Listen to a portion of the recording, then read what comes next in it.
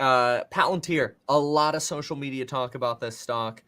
Kathy Wood just sold her entire position essentially in Palantir. What's your take on this one? Is it too undeveloped? Any thoughts on this? Today, courtesy of Meet Kevin, he is back again asking his guest if they own Palantir, why they own Palantir, and once again circling back on ARK Invest's decision to sell. So we have Mr. Wonderful here explaining if he owns Palantir. Here's the clip. I'll be back with some analysis. No, I do. I've remained an owner of Palantir.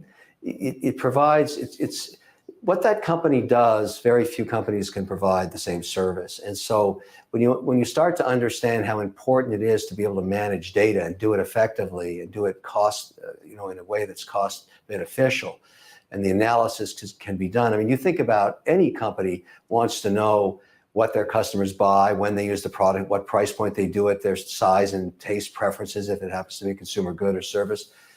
And then, of course, to be able to speculate using AI, all of these are within the purvey of Palantir, and I don't know of another company that does it quite the same way. So for me, again, it's a 1.5% weighting. I'm not 100% there yet, but it's volatile and controversial. And of course, Kathy tends to do more concentrated positions. That's not what I do in maintaining diversification. And the remarkable thing is you can take both approaches and get to the same place. I'm pretty happy with my performance. And I don't need to take oversized bets on anything. Yeah, good point.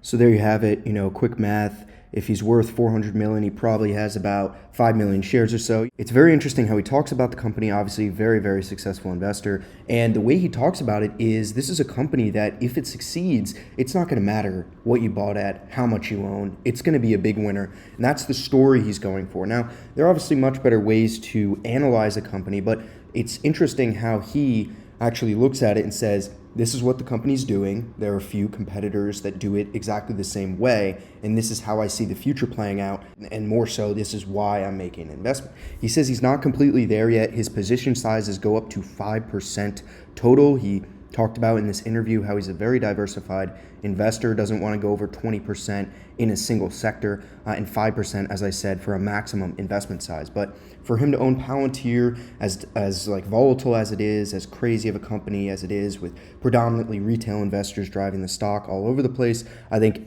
it's a very good sign for what the company is, what it stands for, what it does, but more so where it is headed for the future. Of course, this one man is not going to make or break the stock, and he's not going to be able to predict it 100% correctly, but obviously great to have an investor like him on board and to hear his thesis points, mainly being the story, the product, the platform, and where he sees it going in the future. So very quick video. That's where I'll leave it there for now. I'd love to hear your thoughts in the comments. Until next time.